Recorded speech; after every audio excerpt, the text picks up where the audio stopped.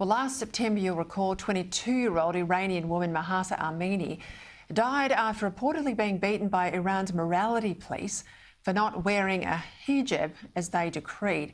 Her death caused a wave of protests which saw Iran crack down, and 476 people have been killed by security forces. As always, global outrage ensued, but months on, the issue's been left to fade into the distance. Joining me now is someone who is not forgetting about the cause of women in Iran is Liberal Senator for Tasmania, Claire Chandler, whose bipartisan parliamentary committee has published a report today critical of our government's inaction on Iran. Claire, welcome to Credlin. You're always very welcome here, as you know. Your report, so your committee report, has landed today. Not very positive about the omissions from our government. What can you tell us? Thanks so much for having me on the show, Peter, and Happy New Year. Yes, the Senate did table a report today from the Foreign Affairs Committee, which I chair, into human rights abuses in Iran. And it was very critical of the government's response to this really tragic situation up until now. A couple of really important recommendations coming out of that report: the requirement that the government must list the Islamic Revolutionary Guard as a terrorist organisation, that it must fall in line with our international allies and apply further Magnitsky sanctions to individuals within the Iranian regime for human rights abuses. And it needs to look very seriously at the stories and the reports that we heard during the inquiry about foreign interference and intimidation within the Iranian Australian community here at home. So a really important issue and a really important report that sadly has come about because the government has not taken action as decisively as it could have.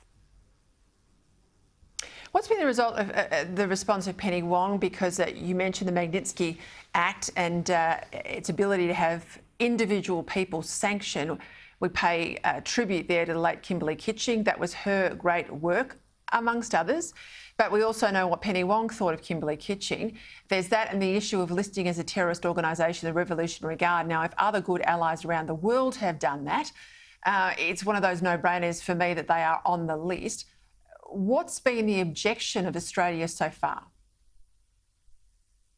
Well, that's a really good question, Peter, and I think that's the question that that Australians, and particularly the Iranian diaspora, wanted answered through the course of this inquiry. Unfortunately, the government hasn't really been able to come up with any good reason why we are lagging behind our allies on this front. I know the Prime Minister, Anthony Albanese, made some comments in question time towards the end of last year about Australia considering our business interests when we think about sanctioning Iran. That makes no sense to me. Australia doesn't maintain significant business interests in Iran, so it is quite a mystery why we are lagging so far behind in sanctioning individuals and also in listing the IRGC as a terrorist organisation. I mean, we've seen advice coming out of the Attorney General's Department just yesterday saying that apparently we don't have the legislative instruments available to do this. If that's the case, then the government should have been asking these questions towards the end of last year, spending some time over the summer coming up with the legislative instruments so we can list the IRGC as a terrorist organisation.